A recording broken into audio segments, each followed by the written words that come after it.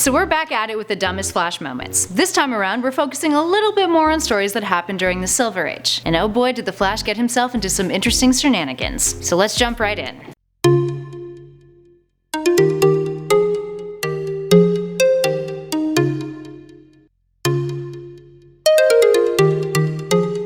And at number 10 we have This Is Your Death. Featuring a cover that was basically the 1974 version of clickbait, in this issue a bomb threat is called in when Captain Boomerang is being transported out of a holding cell, which literally has nothing to do with what's on the cover. This issue also features Captain Boomerang angling his body to become a boomerang shape to get away, aerodynamically. Just because you're good at boomeranging doesn't mean you get to be one, Captain Boomerang. And at number 9 we have The Heaviest Man Alive. This one's from November 1962, issue 132 of The Flash, another story that focuses on his weight. So there's this planet called Gobdor that likes to air Earth's natural disasters on their main television network. And after an executive catches wind of the Flash being a little bit of a celebrity on Earth, he decides to use him to get better ratings by putting people in danger, and then shooting radiation at the Flash to make him extremely heavy so he has difficulty running, where he literally sinks into the cement. But if he runs backwards, it reverses the effects, because that makes scientific sense. And at number 8 we have The Mirror Master's Magic Bullet. So take a look at this cover from 1961, issue 119 of The Flash. Seems like Mirror Master has found a way to murder the Flash by shooting a bullet through a mirror at him, right?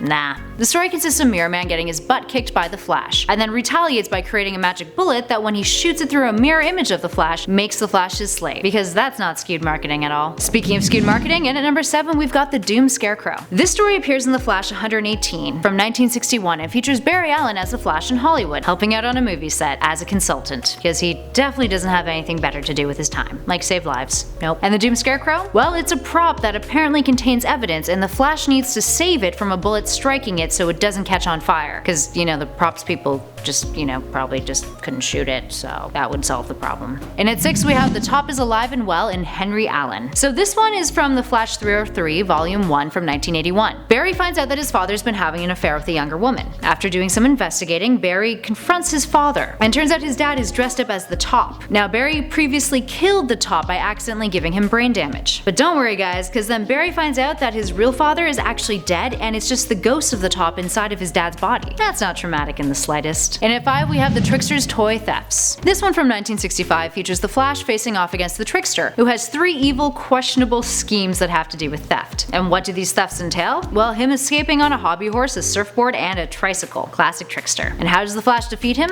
Well, he tries using thumbtacks, which obviously don't work. He just eventually punches him in the face to save the day, but I'm really curious as to why he thought the thumbtacks would be better than, his super speed. And at 4 we have The Secret of the Empty Box. This one's from DC's Showcase Volume 1, issue number 8. And the story features a giant mystery box that appears in Central City. The whole city loses their Iris is sent out to report on it, and everyone's like, oh, what's in the box? So the Flash investigates, and he finds out that the giant box contains smaller boxes inside of it, and the whole setup was created by crooks using it as a decoy. The best part is they actually put a passage in through the box to a bank vault that they were looking to heist, which, seems wildly impractical if your giant box is meant to be a decoy, but sure.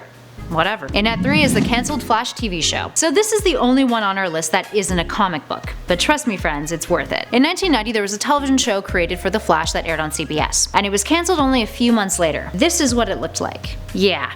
And the most notable star who appeared on the show? Mark Hamill as the Trickster. And at 2 we have The Invasion of the Cloud Creatures. So Barry and Iris go to this lecture that is being held by Dr. Wily Summers. He's been testing volcanic lava and has felt someone's eyes watching him while he's been doing it. So naturally he thinks that there are cloud creatures that are created by volcanoes, and that earthquakes are caused by cloud creatures trying to break out from the ground. Everyone in the scientific community laughs at him, but don't worry, because turns out they are real and they start attacking US Air Force bases. So how does Barry defeat them? Well, he tries creating a tornado to capture them, but it only makes them stronger. So then he jumps from cloud to cloud, attacks the center nucleus, and then turns the cloud creatures into ordinary rain clouds. But, I'm just not gonna question the science behind that one. And finally at number 1 we have The Swell-Headed Superhero. Featured in The Flash volume number 1, 177 from 1968, this issue has the Trickster deciding to up his game a bit technology-wise. He exposes the Flash to a camera that gives off radiation. And what does the radiation do? Well, it makes the Flash's head swell up, and it goes huge. This results in some pretty intense headaches for Barry as he chases the Trickster around. Eventually the Trickster kidnaps Barry and brings him to his lab, where Barry notices the headaches have stopped. So he starts whipping dishes at the Trickster and eventually knocks him out with a recliner recliner. Then he finds an antidote in the lab which has some residual radiation on it, which is why his headaches had stopped. Yay. So there you have it, guys. Did you enjoy all these dumb flashbacks? Let us know in those comments below. And in the meantime, make sure you like this video if you dug it and hit that subscribe button. I've been Kelly Pally for Top 10 Nerd, and I will catch you guys in the next one.